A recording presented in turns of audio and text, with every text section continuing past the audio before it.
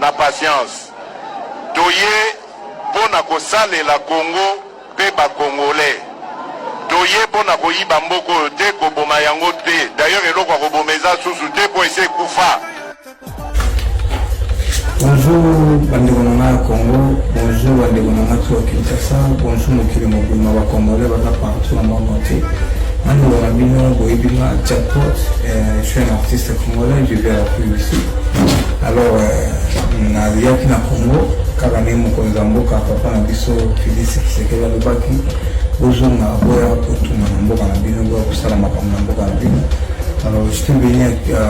Kinshasa, la zone ici touristique là-bas, la Kisa Wankuna, pour aussi touristique là-bas, la zone de la 3 hectares, la Kisa Wankuna, ici touristique là-bas, la zone de 3 hectares. Alors,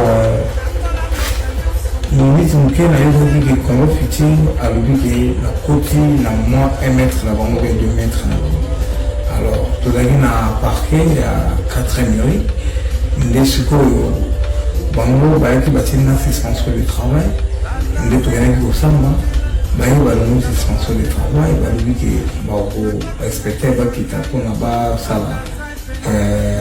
voilà qui s'en montre dans la limite on a tout dans la cam. Alors où il doit faire ça comme ça là, côté on a tout, côté nous sommes là, on a tout. Donc les soldats la côté nous comment ficher atteindre les soldats, plus de 20 soldats armés, des policiers pardon, armés. Ailleurs bah il dit bon on est sur on va carreau, on dit le carreau, bah il dit bah tout, bah il dit à deux mieux sur de là qui a bah il dit le téléphone il y a bah soldat bah qui attirer qui major Eva va policier nous va faire le Congo petit ailleurs après la sumade puis la kabila quelque chose attirer bango alors bah il y a plus de 20 policiers tenus civils dans son tenue là la image à bango bah il va téléphone il va faire plus de 7 téléphones à travailler dans la tour ça là bah il bien donc bah il dit awa mayeli su awa babeti na kati bapanzi ya omoni oyo bavitre na nga nayaki nango bavitre oyo ezalaki importe bana afrique alors oyo bamisi na bango masasi ntango babetaki etekalaki yango oyo alors bapanzi bavitre alors mofuaka na alors baye bapanzi awa tu baosala na kala batima bandako ezala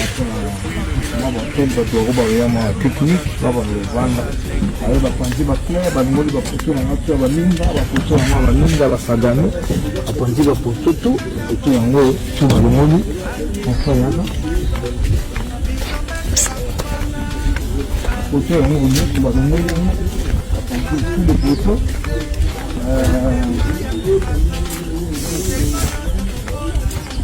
bapanzi biloko nyonso alors bapanzi baparasolaire basalaki awa voyez vous-même les Congolais bapanzi babiloko na nga oyo bapanzi yango bazwi basagane babiloko na ngaki baye bapanzi su bavitre yango oyo babitre yango babage basasi yango yango jespoir bomona oyo bamasasi babetaki yango esika bamitukoyi bapanzi yango tu bavitre nyonso ezalaki importe eza bavitre na ngai awa te bapanzi yango nyonso kani ezali baye bapanzi mpe banini bamabite na ngai nyonso bapanzi yango bakwesi yango mawendo tu balongoli yango na place bapanzi yango nyonso baye te baye obuka place na ngai ya bambwa nakaka bambwa na nga awa bambwa na nga awa baye balongoli mabendo nyonso balongoli yango babike Congo fiti ne mokatinde bango alors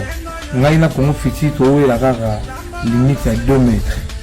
alors babike ngai nakoti mpa na bango na concession na bango 2 mètres nayesi bango bayeya balakisa biso 2 mètres balinga koya te alors baye bapanzi bavitre baye bapanzi mpe bavitre oyo tu bavitre bapanzi oyo mpe eza baporte na nga reserve nabombaki tani bapanzi bavitre alors bapanzi batira na basket bapanzi babiloko tu awa bamiri yango na bamiri yango ne bapanzi bamiri okayaka bapanzi bamiri nyonso miri yango formé bapanzi kwa filmer à mieux côté bapanzi ba mimi yoso kibanga ba mais bapanzi bapanzi si ba mimi koto yo balongoli ba mimi yoso ya koto moko kandi bapanzi ba fleur na nyusi za la ba kasi yango parce que c'est tout le fleur yango oyo za ba pousser la lumière, la panneau solaire, bouquet plus de 15 poteaux, avec bouquet de fleurs, la partie va mieux, la fleur on a mis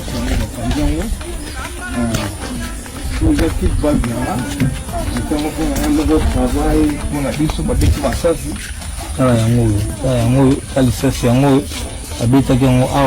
babiki sous masasi mususu awa bakusi yango po bayo panzero ko zena abana basakanaka bayo panzango yango bayo apanzango alors moi va état de droit je sais pas tout vivre pourquoi parce que si tu vends à mboka au Congo tu es dans mboka na biso Congo parce que tu dis que nous sommes des Congolais tu vas étranger tu vas Congolais tu vas dans mboka les mères et le père